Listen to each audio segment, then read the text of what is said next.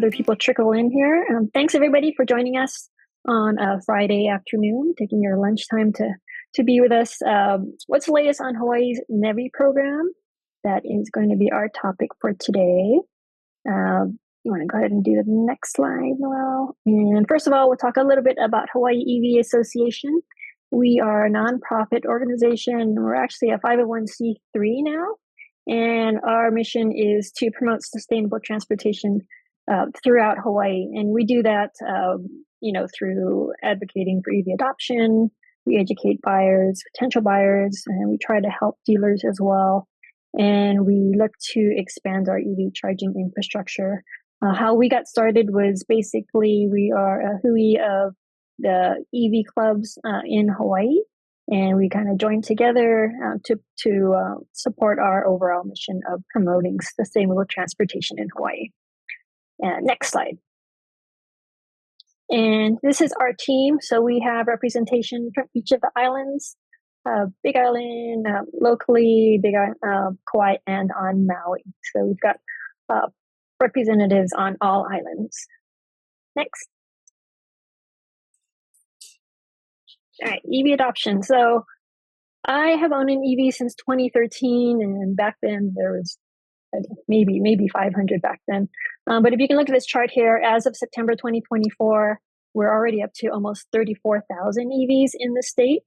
And that's a pretty big jump just from 3 years ago, or even back in 2020. We're more than doubled in what we were as far as registered EVs from 2021 when we were about 16,000. So the numbers are climbing there, and we're increasing at a pretty good pace. We're only 3% of the registered vehicles, passenger vehicles here in Hawaii, but we're making progress there. Noel is going to kind of share, why we're on this trajectory of increasing EV adoption in Hawaii, and then maybe some of the hurdles as well. So Noel, I'll hand it off to you. Thank you again for that introduction. It's great to see this growth trend, and the momentum we're seeing across the state. It's about 25-30% year over year. However, there's more that needs to be done. There's 3% of our passenger vehicles are electric. It just means that 97% of the over 1 million cars in the state are still burning gas and diesel, and that's a lot of fuel. According to DBET, we burn roughly 40 million gallons of liquid fuel every month. And that obviously represents a lot of carbon pollution. And of course, because we import all of our fossil fuel, also represents a significant outflow of capital. So therefore, we must speed up our process of migrating to clean transportation. There are some barriers to adoption. A significant number of these have already been addressed. Just a few years ago, there were not that many choices for EVs, and EVs were very expensive. And now there's almost an EV for just about any need and preference. And also the prices have come down. The last two barriers here continue to be a significant player in preventing people from getting behind the wheel of an electric. The lack of awareness is something that Hawaii EVs and many other organizations are keenly aware of and are aggressively addressing, right? There are misconceptions about EVs, lack of awareness of the benefits, and also the various cost advantages of operating one. But that's actively being addressed with education and advocacy. The last item is actually the most challenging in our view. And it's challenging, especially for residents and visitors who don't have access to charging at home or at their place of accommodation. And this, of course, is where public charging comes in, and it's going to be a segue into our conversation today. This here you can find on PlugShare. It highlights the locations of the various charging hubs or charging stations that we have across the state. The green items are level 2 chargers. They provide maybe 25 to 30 miles per hour of charge, and then you've got the orange brownish ones, which are the DC fast chargers. And those can top off on EV in about 30 minutes or so. And what you'll see here is there are about 250 or so of these charging locations across the state. Some of these have more than one plug. And this image highlights the DC fast chargers that we have across the state. I think there are about 46 locations or so, and they're a mix of charging stations that are operated by Hawaiian Electric, by Tesla. There are auto dealers out there that have some of these charging stations, commercial chargers. And then, of course, we have the state, which is making a significant change in how we're building out the charging network. And that is a good segue into why we're here today. Here to provide the latest on the NEVI program is no other than Robin Shishido. Robin is the Highways Deputy Director for the Department of Transportation. And for the past few years, he's led HDOT's fleet electrification and also the NEVI program. And I should also say that he's an EV driver. And with that, I'm going to stop sharing and I'm going to turn this over to Robin. Yeah, thanks, Noel. So again, I'm Robin Shishido with the Department of Transportation, Highways Division. And as Noel said, I'm an EV owner myself and also in charge of transforming our state fleet to EV. So been kind of involved with the EV world, I guess, for the last 5 years or so. But with that, I'll go ahead and give an update on our NEVI program, kind of give a background and where we're at and where we're headed. So back in 2017-ish or so is when this call for alternative fuel corridors came out, and at the time, Hawaii State Energy Office they nominated several routes on all the different islands, and to get nominated and approved as an alternative fuel corridor. Now, at the time when this was nominations were going on, of course, the NEVI program wasn't out yet, and so we didn't quite know exactly what being nominated or approved as an AFC corridor would lead to. And so again, this is kind of high level map of just showing the various routes that were nominated for that. So with that, in the IIJA or the bill funding, there was a NEVI program that was introduced. This is a brand new program within federal highways, and it gave funding specifically for charging stations. So in Hawaii, for Hawaii DOT, 5 years of funding, various amounts, and in total we'll get just over 17.5 million, and we have to provide a 20% local match. So overall, there's about $22 million within this program that will be expended when it's all said and done. We're required to do a deployment plan, and we just submitted our third update or second update, sorry. And so we had made some modifications from the beginning. So I can just walk through, what we are looking at. So on Oahu, in order to meet the requirements, and I'll kind of talk about that later on, there are 2 sites that we needed to have constructed, one in kind of downtown Oahu and one up here in Mililani that would satisfy the requirements.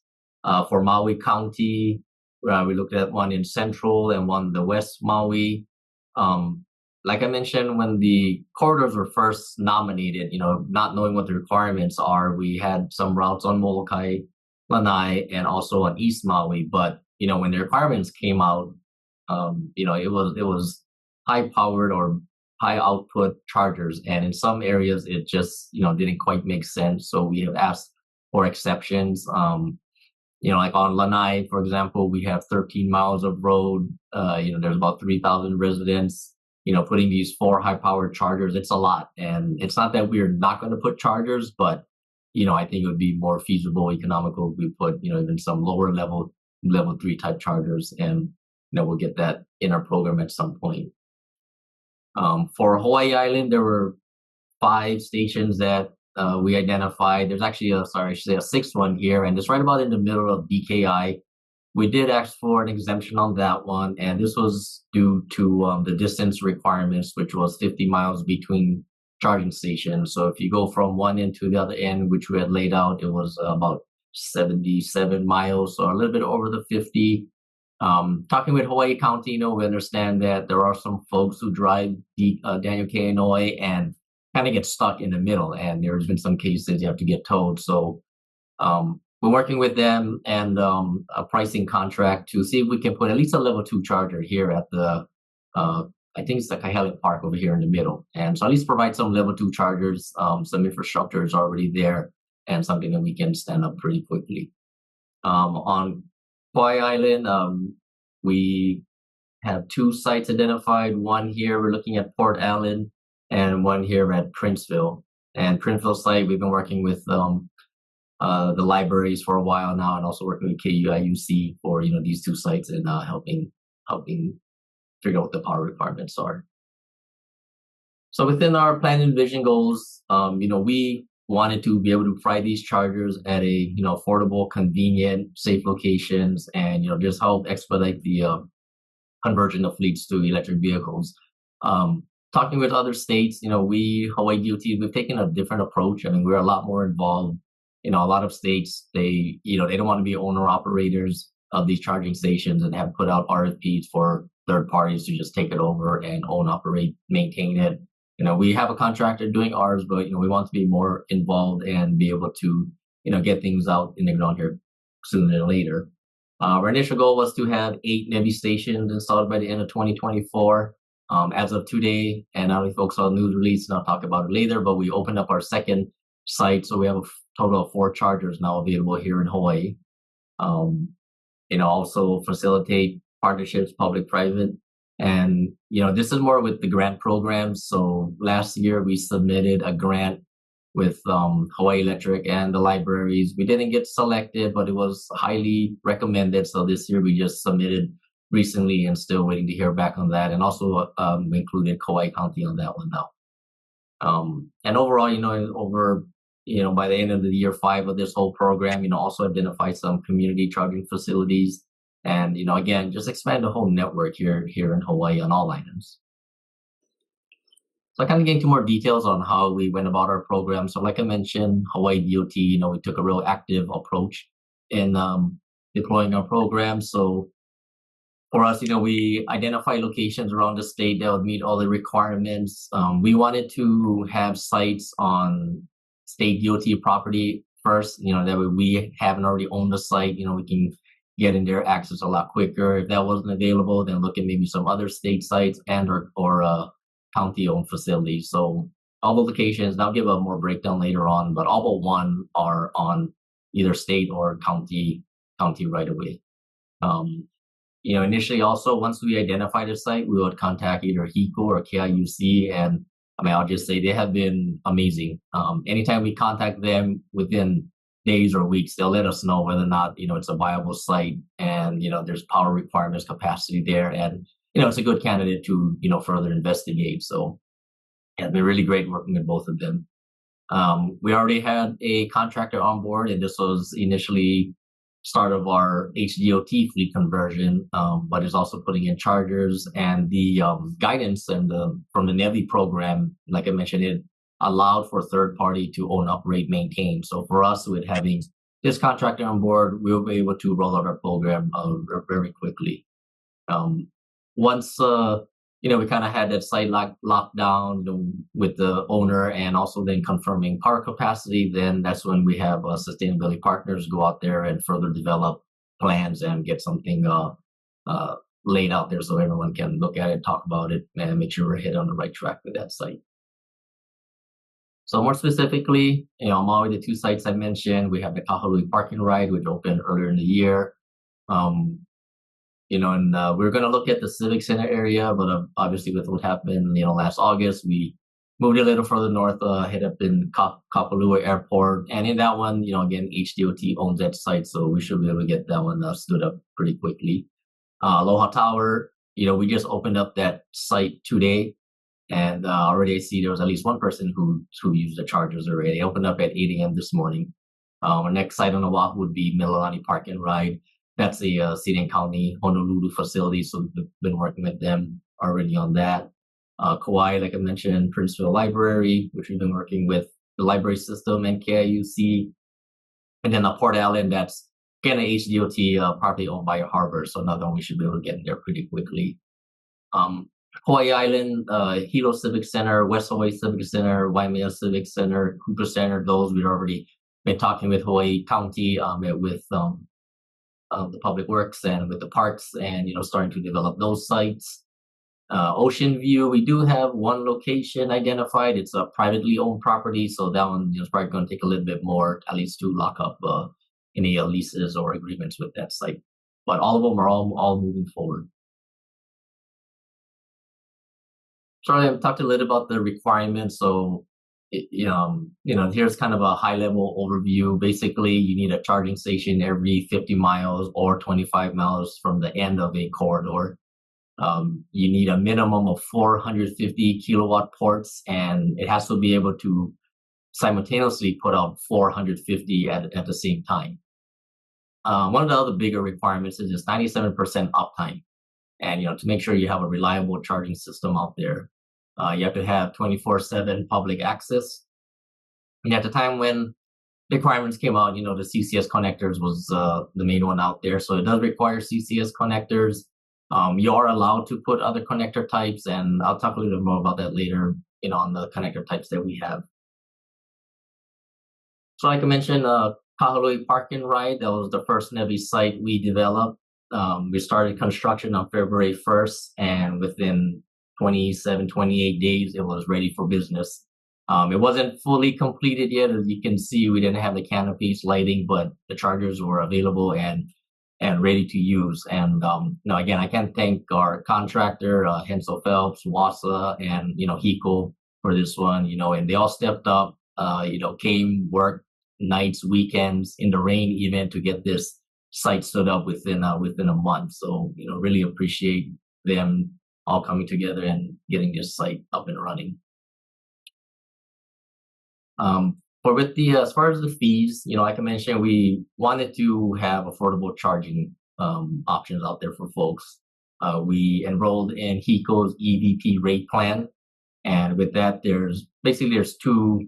Even if there's 3 periods, it's from 9 a.m. to 5 p.m. is one rate, 5 p.m. to 9 a.m. is another rate. And of course, that's because a lot of the clean energy solar power is generated during the day. So, we just was passing on the electricity costs and the taxes and the transaction fees. And I think these rates are pretty comparable what, you might almost pay at home, or even some of these other level 2 chargers. As going through this process and working with Hiko, and I think I saw Ethan on there. When you see your electric bill, you see all these different charges, you don't know what it is. And now working with Ethan and understanding demand charge and everything, that's how you come up with a rate. And again, for these fast chargers with the amount of power that they draw or output, the cost of electricity is more. So I think these rates here are pretty competitive though with the level 2s and other lower level 3s out there. There's a more recent picture of the Kahului Park and Ride. So now you can see there is canopies up there. We repaved a lot, restriped it. And just for some, stats, I guess, of this one, since it's been open February 28th, I see the charging sessions per day has kind of gone up from about 20 and now it's 30. I think the most I saw was like 47 in a day. Overall, we had over 6,800 charging sessions. We have to do quarterly reporting as part of the NEVI program. And the first 3 quarters, we have a 99.7 uptime. So we well exceeded at 97. And 0.3%. I can't even remember when the things were down. I don't ever see it down. I drive past this site twice a day. So always taking a look, make sure they're up and running. These chargers are fast chargers. Average session time is 27 minutes, and the average cost is about $15. With our dashboard, I'm able to track some other data, and I do see majority of the charging does take place between that 9 a.m. and 5 p.m. So people are really, conscious of that different time of use rates and take advantage of the lower cost during the daytime when we have solar generation. Earlier I mentioned about the different ports. So if you can see the station here, and maybe I'll blow it up a little. So each one of these stations has 2 ports on it, but only one port will work at a time. And we did that for several reasons. So first, there's redundancy. A lot of times you go to chargers, the connector's broken, hoses cut, or just something else. So at least, there's two cords on there. So if one of them's down, you can always try the other one. And, so far, and again, it's only been, about 8 months that we haven't had any problems with that. But also on these 2 chargers here, we have a CCS on one end and a Chatham on the other end. And so this, allows for the, I think the Nissan Leafs is mainly what they use Chatham, so they can come in, not have to use an adapter. When we ordered the chargers, that's when the NACS was coming more popular, and now, something like it's going to be more prevalent in all the vehicles. So we weren't able to quite get that in these chargers yet, but working with Tritium, and once that connector comes available, we're going to probably switch out one of these on the other two chargers that has two CCS. So then Tesla folks don't have to have an adapter. But just when you go to these chargers, although there is two cords, only one of them can work at a time. And again, that's because we have to provide that 150 kilowatt of output, at each station. But again, the second one is added for redundancy, and in this case, added to allow for that two different port types, connector types. So as I mentioned, these are some high power chargers, and even though as an EV owner, I didn't quite understand or know what 150 kilowatt meant. So here's kind of a data that we have with our dashboard, and I just want to kind of point a few things here. So this somebody came in and charged their state of charge. They're at 27%, and they started 6:58 p.m. When they initially plugged in, it started off at 128 kilowatts. So a lot of what I have seen is, the intake from the chargers is determined by the car. The older cars especially, they can't handle the high power. And, this particular car, like, it can go up to 150. I see newer cars sometimes, they can handle that 150. But, so you can see this person, again, started at 6:58 p.m., 27% state of charge, drawing in 128 kilowatts. At the end of their session, 7:21, so it's about 23 minutes later, they went from 27% to 75%. But you see the power transfer, it dropped a lot, went from 128 down to 61. And again, that's all controlled by the car, because, as you start getting to a higher state of charge, it's really slows down the rate, and the battery probably starts to heat up. But, within that 23 minutes or so, they're from 27 to 75, and the amount of power, kilowatt hours spent, is 38. So you can see within that 23 minutes, they got a lot of power put into that car, a lot more than I think you typically see at all these other even DC fast chargers that are currently out there.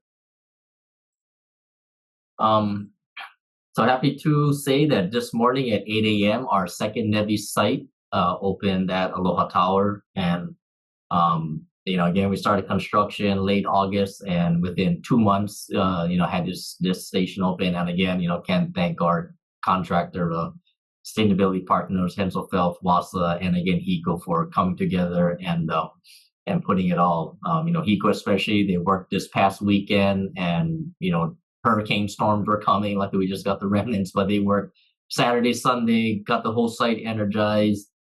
We had Tritium folks, make sure commissioned the chargers, and EV Connect up until yesterday, I believe at maybe 12 p.m. They were still powering up the system and making sure the app works, the charge card works and everything. But so as of this morning, 8 o'clock, it's open. So far, I've only seen one car come in. I think it was a Nissan Leaf. And that's something I should mention, with the Chatamo connector and Nissan Leafs, I think those are only limited to 50 kW. And I think that's all the car would take anyway. So if you do have a Chatamo, it's only going to be 50 kW at most. Now, I didn't want to say when we opened up the Maui site in February 2028, we were the fourth state to have a NEVI charger open. Actually, the fourth site itself to have opened in the whole nation. And as of last month, I think there was only 10 nationwide. And so this Aloha Tower site, that might be, maybe only not even 12 or 13 to open up in the whole nation. So thanks again to all of our partners. We've been able to expedite and get these sites open very quickly. For Aloha Tower, again, we're in the HECO EV rate plan. We have the same charging rate, same charging structure. 9 a.m. to 5 p.m. is one rate, 5 p.m. to 9 a.m. is another rate. One thing that we are doing different for Oahu, because there's majority of the EVs are in Oahu, and majority of the folks, assuming the conversion is going to be most on there, is that we have an idle fee. And I think it's similar to, at least I know Tesla superchargers have that. So this is something that I looked at their idle fee structure and kind of mirrored it similar to theirs. But basically, after someone reaches 100% state of charge, we want them to to leave that stall, open up for someone else. And so we have a 50 cents per minute charge for every additional minute you're plugged in after you reach 100% state of charge. There is a 5-minute grace period though, so someone can, if they're at Aloha Tower, there's different restaurants and different things around there to do. So even if you're at some place, you can get that alert on the app and then be able to come back to your car and move it. But I think on the Maui site, I look at the data. A lot of folks, when they come, if they're at even 20% or 50%, to get up to like 80-90% may take 15-20 minutes. But to go from like the 80 to 100 or even 90 to 100, that extra 10 or 20% takes an additional 20 minutes. So hopefully folks realize that 80%, you're probably good. You can go, and at least on Maui so far, these charges have been very reliable. Like I said, 99.7%. And with these ones at Aloha Tower, we expect the same thing. So I hope folks can know that charge up to 80%.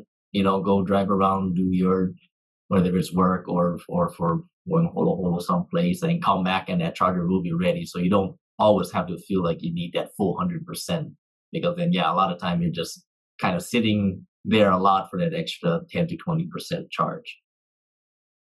That's kind of where we're at with our whole NEVI program. I did want to mention a few of the things that's going on with charging. As part of the whole NEVI program, they had grants put out. Like I mentioned, we submitted last year, didn't get selected. We submitted this year, still waiting to hear back. The federal government did put out this other grant, EBC RAA, EBC-RAA. I can't remember what else stood for, but basically it was funding given to states to go and fix broken private chargers. And it was a little different because a lot of times, federal money doesn't go to private entities or privately owned items. But, again, with this administration, trying to develop a network across the whole U.S., including Hawaii, Puerto Rico, and I think Guam, they had this program. So we submitted with OpConnect, and with that, we got $6.8 million in federal funds. And there will need to be a 20% match. So I think total is like about $8 million. And with that, it's going to fix, I think OpConnect had like 25 sites statewide. And at each of these sites, it's either going to be replacing, old broken chargers, or even upgrading, maybe to higher level 2, or even in some cases to level 3. But at each of these sites, you're going to end up having 4 ports. So I think at the 25 sites, with again, the 4 port seats, so that's another 100 level 2 or level 3 charging ports you're going to have around the whole state. I did see Christina on here from Kauai, and I just mentioned that they got a earmark from Senator Schatz to go and put level 3 chargers on Kauai. So I know Christina's been working real hard on that, got NEPA clearance, and moving forward with that project, working with some of our HDOT folks. And then City and County of Honolulu, they also got a earmark from Senator Schatz's office to put additional chargers around Oahu, and just met with them last week. So we're going to partner with them and put some more chargers around Oahu. I'm not sure how much it's going to be yet. I know we have 3 or 4 sites that they've identified that would just have, 2 to 6 ports at those. So it's another, 25 more ports coming up. So with that, that's about all I had with the NEVI program updates and the different things that the HDOT is doing with city and counties to expand our charging network. Hey, Robin, that was excellent. Thank you so much. There are quite a few questions in the chat, and maybe we can, if you can stop sharing, we'll see each other better. And I will just go through the questions here. So Clyde has a question. What happens if an ICE car parks at the charging station? So unfortunately, at least on Maui, I haven't seen that. On Oahu, we have security there. Our harbors, it's on a harbor's property, have security, and we'll talk to them to, if they see that, encourage those folks to move. I mean, the stalls are marked a lot. They're painted green. They have a logo on the ground. They have signs up top that this is EV charging only. I don't think there's any HRS or HAR that prevents that, but maybe it's something we're going to talk about as we move forward and start having all these more at least state-owned public charging areas. Thanks, Robin. I will comment too that I think at the county level, I know County of Hawaii they had introduced a law that allows for penalties for vehicles that are parked at EV charging stalls that are not charging, right? So it could be an ICE car or it could be an EV that's parked that's not plugged in. The question, of course, is enforcement, and that's something that Hawaii EV is actively working on with the county.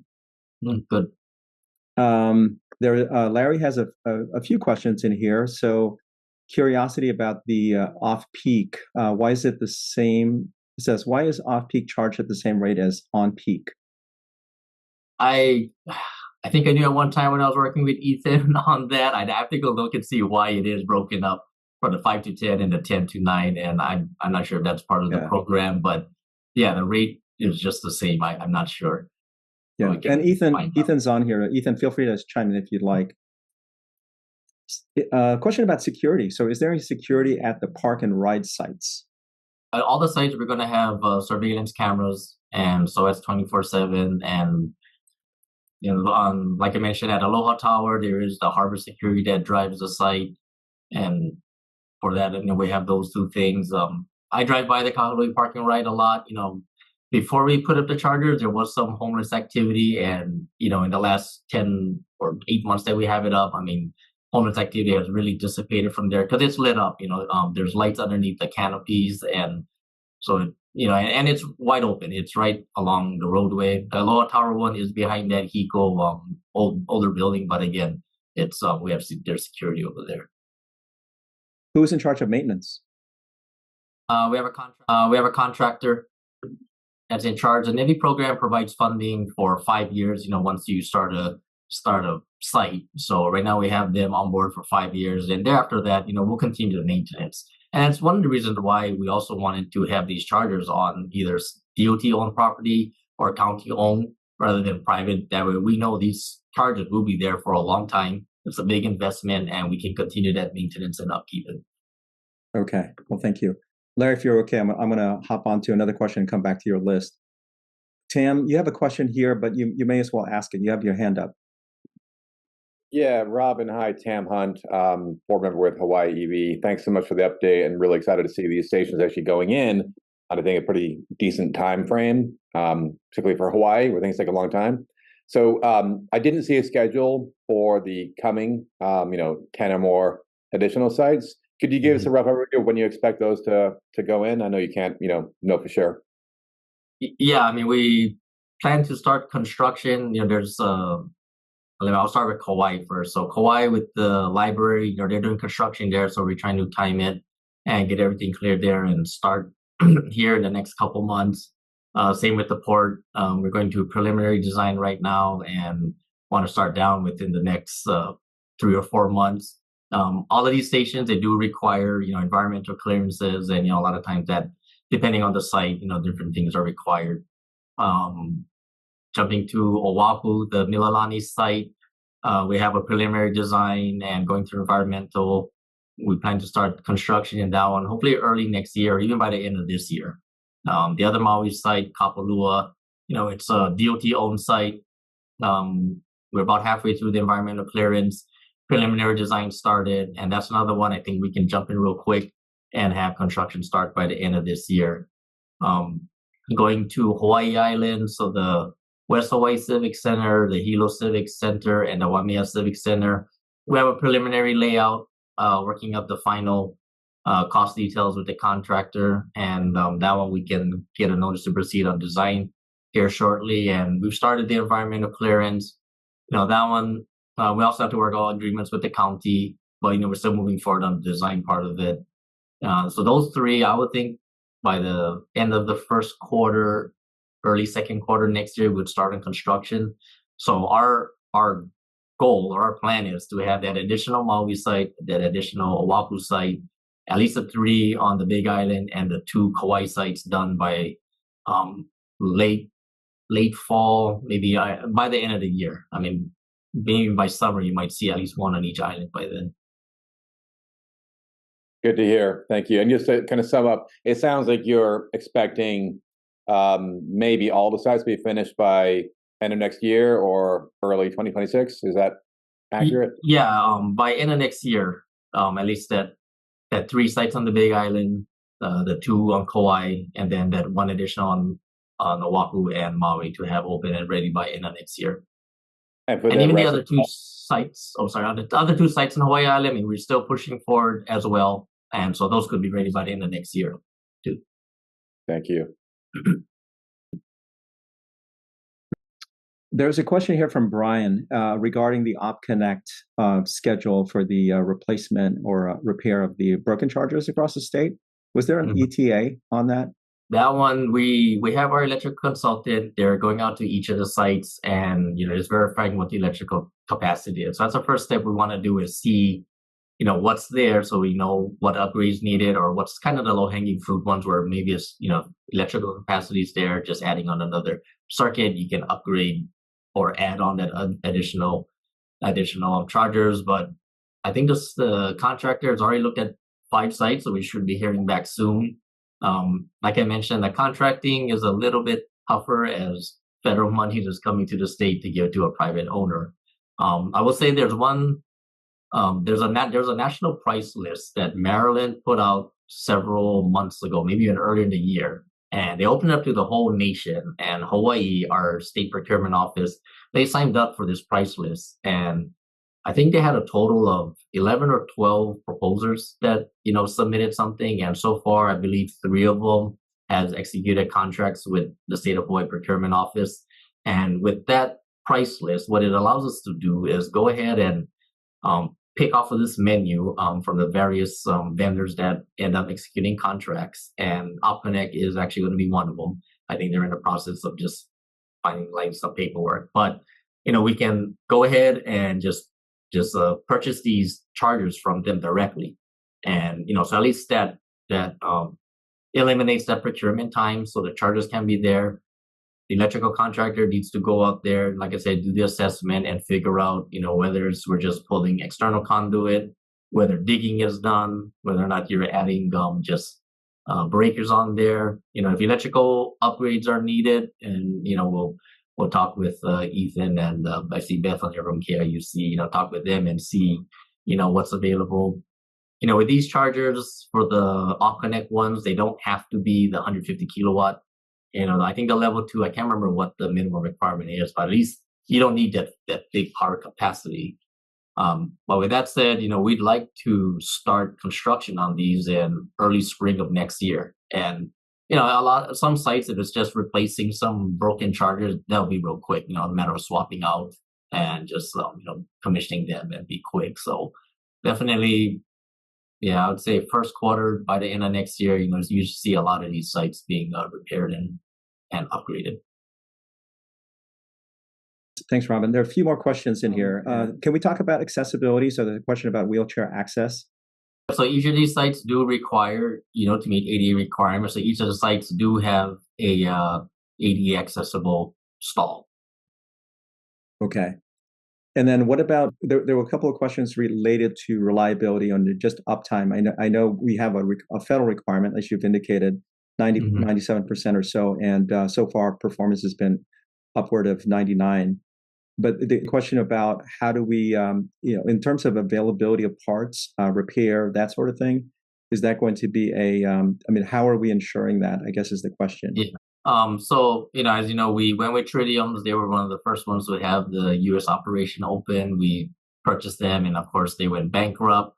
But for us, and we contacted them immediately, and they assured us that, business as usual. And it has been, we got the second site set up pretty quickly, no problems. Our contractor, who also has the maintenance, they are contacting them to go and have parts on hand here in Hawaii. So if anything does go down, they can easily repair them because like we just mentioned, we have to meet that 97%. And, fortunately, we've been at 99.7%. So it's a really, really reliable, but of course they're new and, we'll see as the usage goes. But yeah, so a contractor will have the parts on hand, at least the common parts.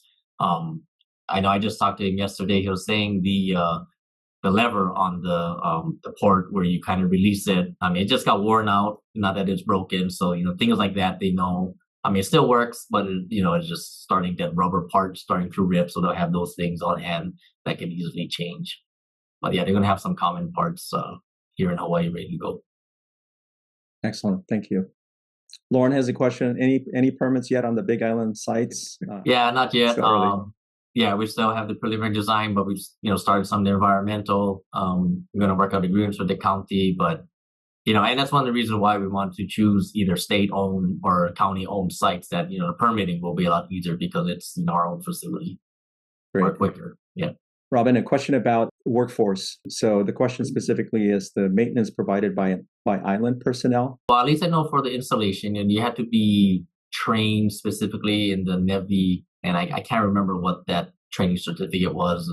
I think it's all Shard here from Hensel Phelps. I know they ensured that, those folks were trained. And I think, I don't know if it's EV Tritium or Hensel Phelps or EV Connect, they do have those folks on island that ready to go and can repair the chargers.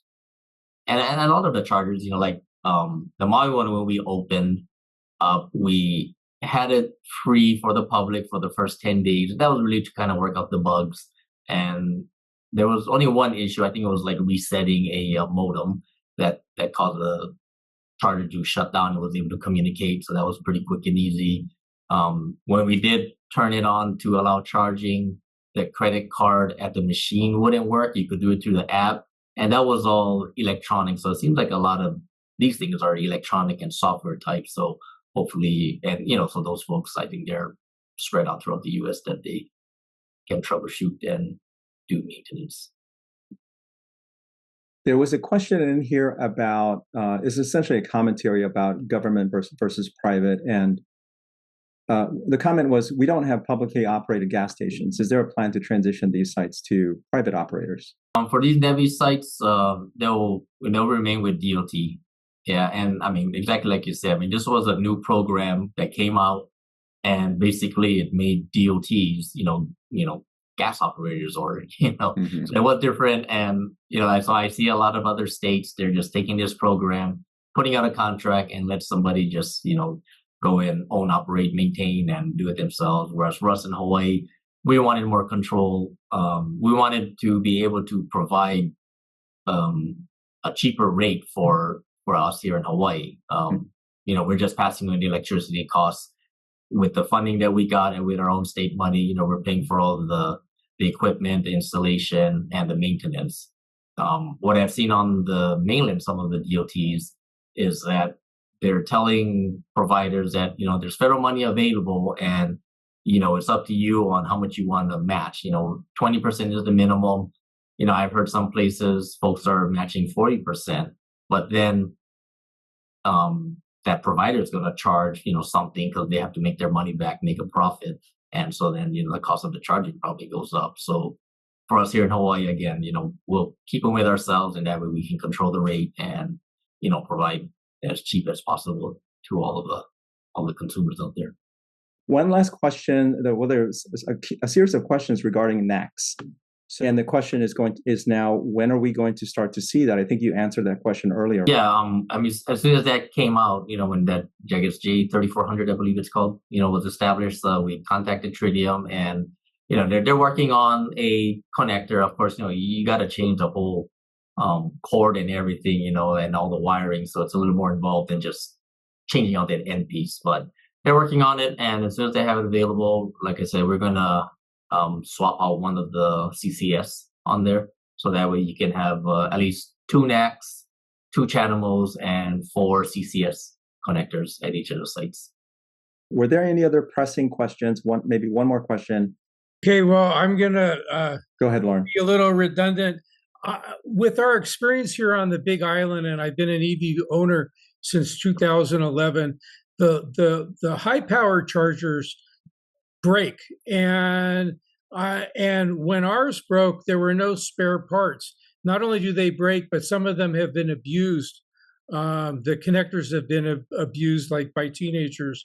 Will there be substantial spare parts and spare chargers and available locally, or are they going to all be warehoused on Oahu? Yeah, and that's what I've talked to our contractors working on, is getting those commonly things that break, like the cords when people cut them, the connector itself. A lot of times people drop them or it falls out, because these cords on these fast chargers, they're pretty thick. I mean, they're like almost 1.5 to 2 inch in diameter, and they're heavy. So when you pick them up, I mean, that thing is heavy. You might slip out of your hand. So yes, they are. And if they don't have it already, and I'll go double check, but they will have storage of parts like those commonly things that break. And did anybody answer the question about the solar power? What was the exact question? What about using solar power to power the public chargers? For these chargers, having to provide a minimum of 150 kW, I think our contractor, quickly looked at it, but it will take like an acre of PV panels to be able to provide that. Because again, remember, we have to be able to provide 450 watt, 50 kW simultaneous 24 hours a day. In some locations, we are looking at having battery to help try and balance that, and they have given some leeway on that requirement. I mean, it's as best as you can predict, but again, there's chargers is to provide that super fast charging for the users. Yeah, and I this is a call out for our utilities. We have a very aggressive target here, right, to decarbonize our grid. So at some point in the near future, and we're seeing some of this already starting to happen with some of the islands, is the grid will be renewable. So at some point in the future, charging off of the grid would mean charging off of renewables, be it solar, wind, or some other renewable source. I'm sorry, was there a hand up, Tam? Yeah, I guess very briefly, we have been discussing for a number of years now a bill that would allow EV owners and battery storage to actually absorb excess solar power during afternoon and daytime production, and that would lead to the installation of batteries at EV charger sites in a very economical way. But the law is not passed yet. But I definitely would like to hear more from folks, and maybe Robin, if you've talked about this idea with other folks also, how to get this kind of past the finish line in the legislature.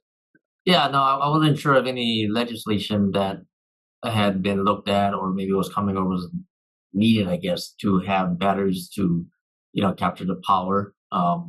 But even, when you look at these NEVI stations, if you go to Aloha Tower or come to Maui, I mean, there's a lot of equipment that is needed, a lot of space. And, on some of the sites, like I said, we're going to put batteries, and those batteries are also kind of big. I mean, and to have enough battery capacity to charge at least these particular chargers, it's a lot.